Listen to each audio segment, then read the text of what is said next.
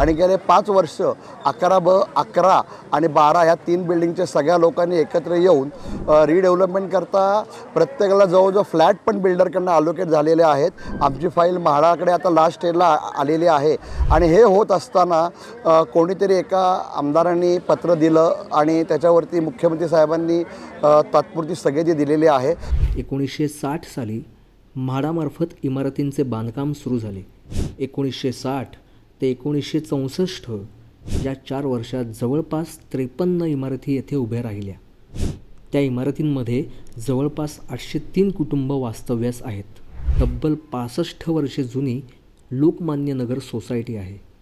या 65 वर्षे जुन्या इमारतींना पुनर्विकासाची नितांत आवश्यकता आहे. अटी नियम सर्व पाळून हे सर्व काही आमच्या बिल्डरनी व्यवस्थित मार्गी लावलं होतं, पण त्याच्यामध्ये कुठल्या तरी उपटसुंभानी काहीतरी काड्या फिरवून ही स्थगिती मिळवलेली आहे. या ठिकाणचे स्थानिक जे आमदार आहेत हेमंत रासने यांनी एक मुख्यमंत्र्यांना पत्र दिलं की ह्या बाबतीमध्ये जे छोटे छोटे क्लस्टर आपण करतोय ती रिडेव्हलपमेंटला तुम्ही स्थगिती द्या आणि आपण एकच क्लस्टर करू, एकत्रीकरण आपण करू. मुख्यमंत्र्यांनी त्या पत्रावर तात्पुरती स्थगिती म्हणजे तात्पुरती स्थगिती पुढील आदेशापर्यंत ती स्थगिती दिली. पैसे भरून रिसीट आल्यावर आता त्यांनी सडनली काय डोक्यात आलं त्यांच्या काय माहिती नाही की स्वतःचा GRला त्यांनी टॉपल केलं आणि सांगितलं की आता थांबवायला.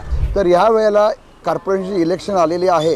तर या कॉर्पोरेशनच्या इलेक्शनमध्ये सगळ्यांनी म्हणून आत्ता एक निश्चय केलेला आहे की आम्ही कुठलाही कॉर्पोरेटर इथं तिकीट पत्रक वाटायला जरी आला तरी त्याला उभं करणार नाही.